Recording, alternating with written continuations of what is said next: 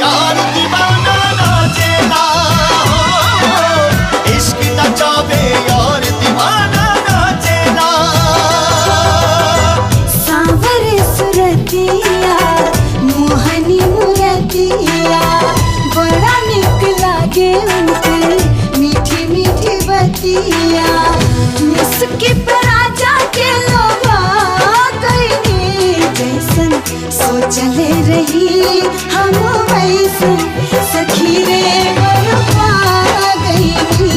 जैसन सोचले रही हम वैसन सखी रे बरपा गईनी। बन जाना खास केहू पहिला नजरिया में, आके बस जाला उहे दिल के नगरिया में।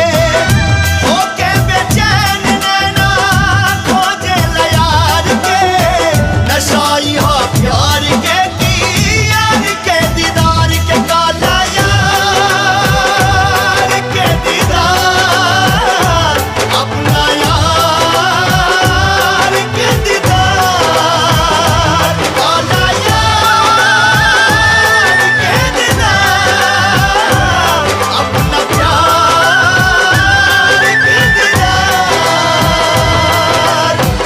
कोठनी जादू ऐसन रंगा सजन जी, पिरतिया के रंग में रंगाए बाट मान जी।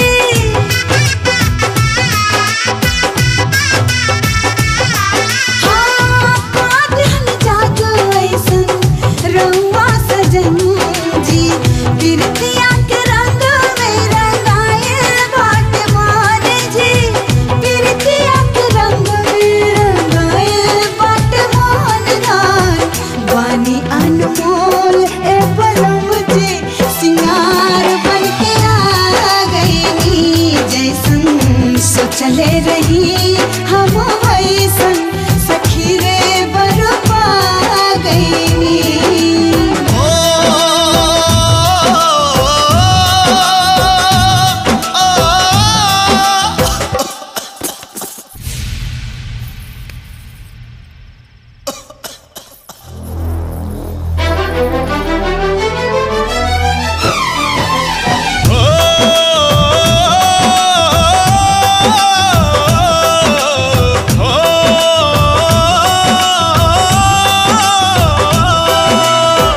प्यारे उपहार तो हो खिलाऊं पर वाला के, बड़ी किस्मत से तो मिलेला दिल वाला के। नामीत प्रीत के हो,